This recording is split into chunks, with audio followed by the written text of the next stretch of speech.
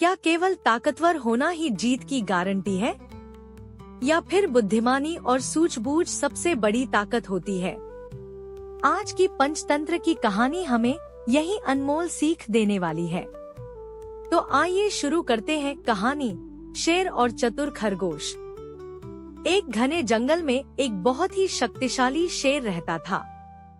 वह रोज कई जानवरों का शिकार करता था और पूरे जंगल में उसका आतंक फैला हुआ था। डियर, अगर ऐसा ही चलता रहा तो हम सब खत्म हो जाएंगे। मंकी, हमें कोई उपाय ढूंढना होगा। सभी जानवर इकट्ठा हुए और शेर के पास पहुँचे। एलिफेंट, महाराज, कृपया प्रतिदिन केवल एक जानवर को ही खाइए। हम स्वयं आपके पास भोजन भेज दिया करेंगे। लायन, ठीक है, लेकिन यदि एक भी दिन भोजन नहीं मिला तो मैं पूरे जंगल को खत्म कर दूंगा। डर के कारण सभी जानवर उसकी बात मान गए।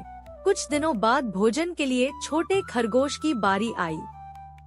रैबिट, थिंकिंग, यदि मैं कुछ नहीं करूंगा तो आज मेरी मृत्यु निश्चित है। अचानक उसके मन में एक शानदार योजना आई। रैबिट, थिंकिंग, शायद बुद्धि से इस संकट का समाधान निकाला जा सकता है। खरगोश जानबूझकर बहुत देर से शेर के पास पहुंचा। लायन, गुस्से में, इतनी देर क्यों हुई?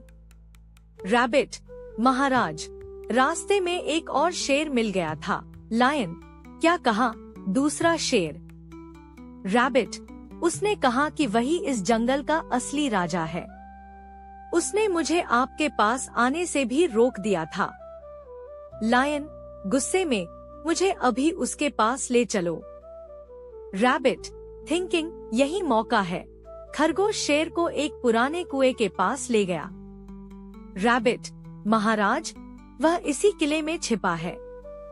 लायन, मैं अभी उसका अंत कर दूंगा। रैबिट, यही रहा वह शेर।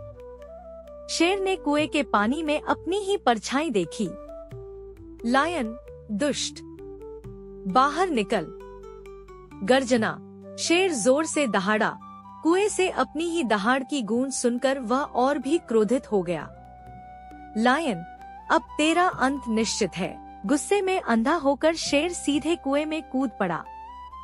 वह पानी में गिरा और बाहर नहीं निकल सका। रैबिट, बुद्धि हमेशा बल से बड़ी होती है।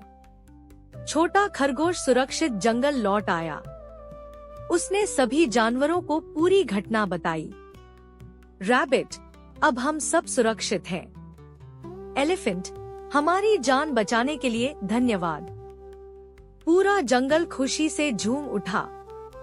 सभी जानवरों ने चतुर खरगोश की खूब प्रशंसा की। बच्चों, इस कहानी से हमें एक बहुत महत्वपूर्ण सीख मिलती है। घोर संकट में भी कभी घबराना नहीं चाहिए। धैर्य, सूझबूझ और चतुराई से हर कठिन परिस्थिति का सामना किया जा सकता है। बुद्धिमानी से लिया गया सही निर्णय सबसे बड़े और शक्तिशाली शत्रु को भी पराजित कर सकता है।